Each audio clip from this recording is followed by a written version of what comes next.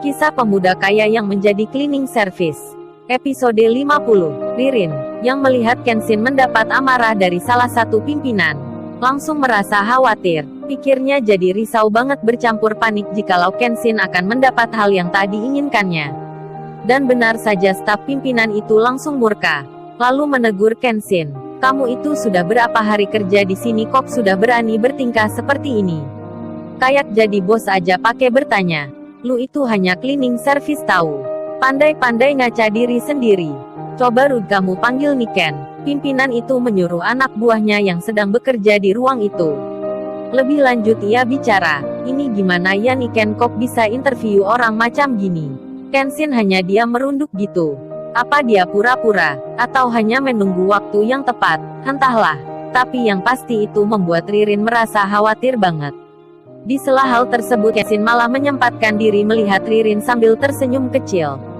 Tak disangka, wanita anak pemilik perusahaan lama, yang diketahui namanya Wendy, itu melihatnya.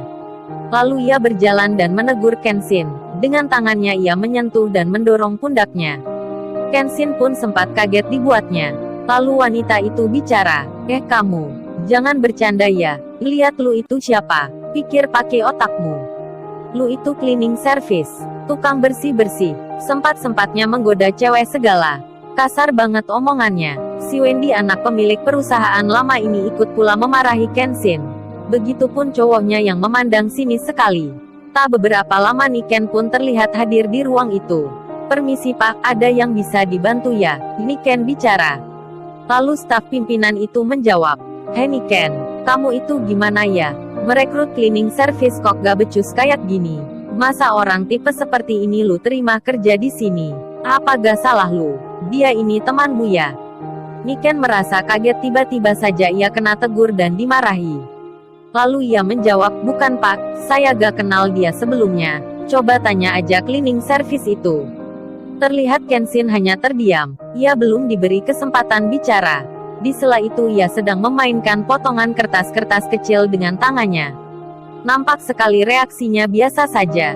Di tengah hal kritis seperti itu HP Kenshin malah bunyi. Titit-titit, titit-titit, titit-titit-titit. Seolah tak ada masalah. Kenshin pun mengangkat telepon itu. Halo Ken, ini ayah. Kenshin menjawab. Iya ya, ada apa ya? Malam nanti kamu ke rumahnya Pak Henry. Ini alamatnya. Ayahnya menyebut sebuah nama jalan lengkap dengan nomor rumahnya. Terus di situ Kenshin perlunya apa ya? Ayahnya pun menjawab, kamu pinjam kopian struktur perusahaan itu. Kamu lihat bagian mana saja yang perlu dibenahi dan diganti. Pak Henry punya catatannya, terutama putrinya. Siapa namanya Ken? Kenshin menjawab, Kauri ya. Iya itu kamu juga harus tanya ke Kauri. Oke itu aja Ken. Lalu pembicaraan itu selesai. 3 orang yang berdiri melihat Kenshin jadinya makin greget banget marahnya. Ini cleaning service rupanya memang tak tahu aturan, masih sempat saja menerima telepon. Tak hanya itu, rupanya Niken pun memendam marah dengan pandangan sinis. Gara-gara dia, ia malah kena marah atasannya. Karena sedang merasa jengkel dan lagi marah, orang yang ada di situ, terutama Niken dan atasannya sampai tak sadar. Jika cleaning service itu baru saja menyebut nama Kauri, seseorang yang menjadi salah satu pengawas perusahaan ini.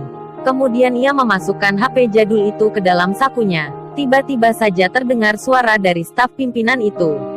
Hello cleaning service, aku beri SP3, ingat kerjamu sampai minggu ini. Setelah itu kamu keluar kerja dari sini. Niken lu siapin gaji seminggu aja buat dia. Alhasil Ririn pun sedih mendengarnya, karena Kenshin yang akan diberhentikan. Kerjanya sampai seminggu aja. Lalu pimpinan itu menyuruh Kenshin, udah kamu keluar dari ruang ini, mengotori pemandangan saja. Tanpa melihat orang yang menyuruhnya, Kenshin malah mendatangi dan pamit ke Ririn. Rin entar pulangnya bareng ya, kita cari makan apalah, aku yang traktir. Ririn menjawab pelan, iya Ken. Akhirnya ia pun berjalan. Di sela hal tersebut, ia berhenti sejenak di tengah 3 orang yang berdiri itu. Lalu Kenshin bicara, siapa besok yang dipecat ya? Lalu ia lanjut jalan lagi. Rupanya, perkataan itu ditangkap 3 orang tersebut seolah Kenshin menyindir dirinya sendiri. Yang beberapa hari lagi akan diberhentikan kerja. Lalu cewek yang bernama Wendy anak pemilik perusahaan lama itu bilang, Lihat itu cleaning service, dia sudah frustasi dan jadi gila kayaknya. Bicara-bicara sendiri.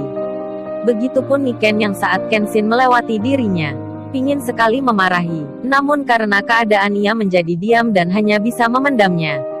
Waktu pun berjalan, jam pulang pun telah tiba. Seperti janji yang baru saja diikrarkan, Kenshin menunggu Ririn di pintu gerbang perusahaan itu. Tak beberapa lama akhirnya mereka bertemu. Lalu, bagaimana kisah selanjutnya? Subscribe channel ini untuk episode berikutnya. Terima kasih.